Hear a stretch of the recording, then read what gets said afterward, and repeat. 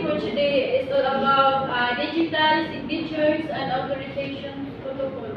So, in your own idea, what is a digital signatures authorization protocol, Mr. Sergey?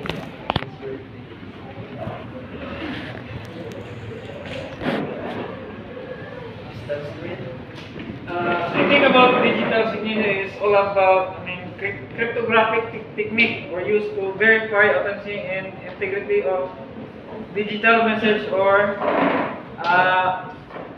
documents. It's also used, I think, privately, publicly, or hash functions, something like that. Another idea is one year. So, based on the idea, digital signature is a technique used to validate the authenticity and integrity of digital message or documents. Then, digital signature is like a handwritten signature, but much more secure. Silbi kanang kon bitaw siya. Kanang mas secure bitaw siya kaysa sa kuan. Secure siya. Ang digital signature mo silbi ba yung kuan, mura fingerprint, mura. Then, authorization protocol are rules and procedures that define how access to resources and actions is granted or denied in the system. So, for example, is kanang mag-login ka, then kung wrong ang imong kuan, is dili ka makuha na naman, kasi yang matataka na is unauthorized, kaya dili man ikaw dili mo. We say digital signatures is verifying the identity of message and sender. So, example is e-government. So, when we say e-government, the mini government use a digital signature for electronic identity verification, such as electronic tax filings and online government. So, another example is legal contracts. So, legal contracts, digital signatures like DocuSigns and Adobe Signs allows users sign contracts and electrically while ensuring authenticity and integrity.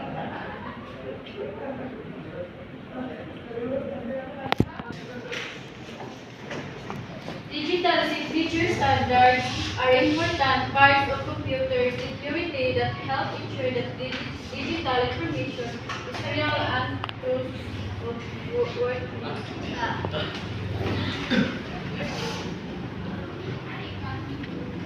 Digital signature standards and integrity sa preventing, preparing, or similar to signing documents when that using a digital tools. Digital standards may be sent over the internet and can be intercepted and altered. Digital standards act as a securely measure to confirm that a message is from the original sender and remains unchanged. There are different digital signatures that people use to make sure. Example, sender A and sender B.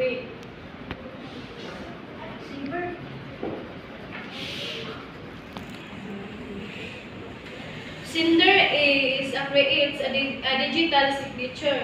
The sender has message that we want to send securely. And then this hash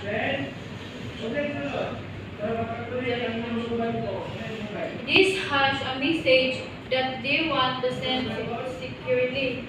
A hash function applied to the message to create.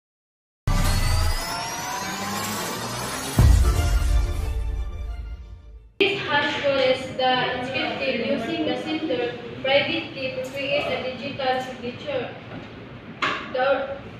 The message and the digital signature are sent to a receiver. So receiver B is verifies the digital signatures. The receiver gets the message and the digital signature. The receiver applies the same hash function to the received message to generate a new hash.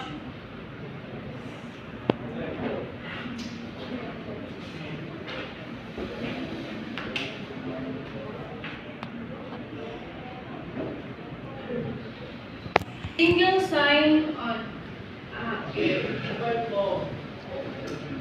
Single sign-on allows a user to log in once access multiple applications without needing to enter their credentials for each services. This enhances user convenience and security by reducing the need to remember multiple passwords. Example.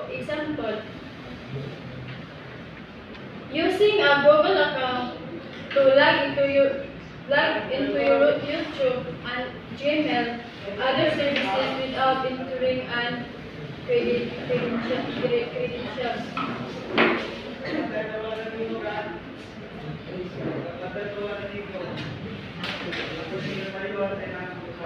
Authentication services and protocols are used in wide range of application systems, from web logins to complex enterprise networks. This is especially important for systems containing sensitive or confidential information.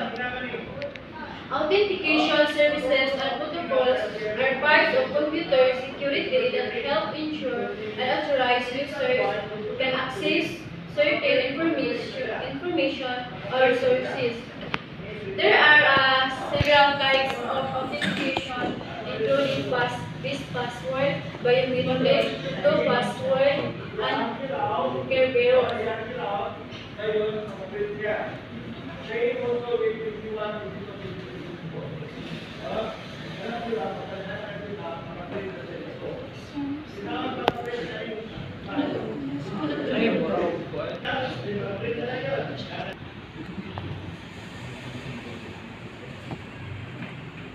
There are several types of authentications and protocols.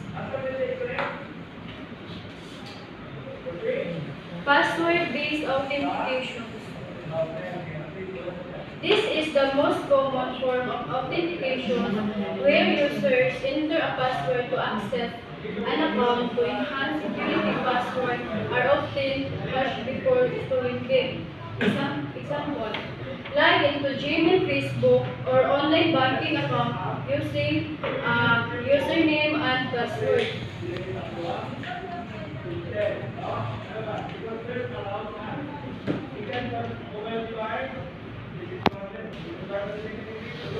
Biometric authentication. Biometric authentication relies on unique physical characteristics from identity verifications, making it more secure and difficult to replicate.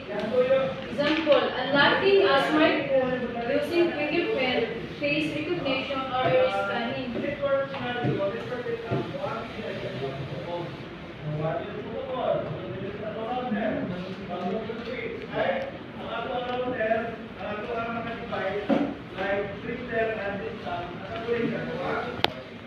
Two-factor authentication.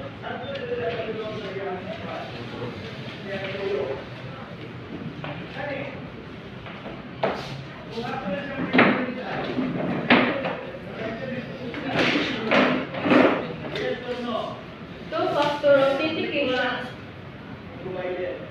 is first factor is something you know. So entering a username and password, a website, logging into an online banking. Second factor is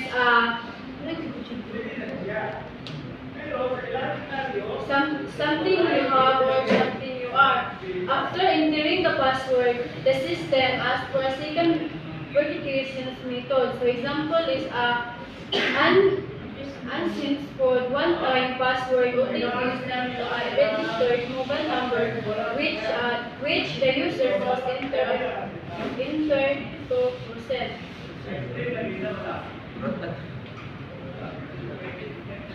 Two-factor authentication in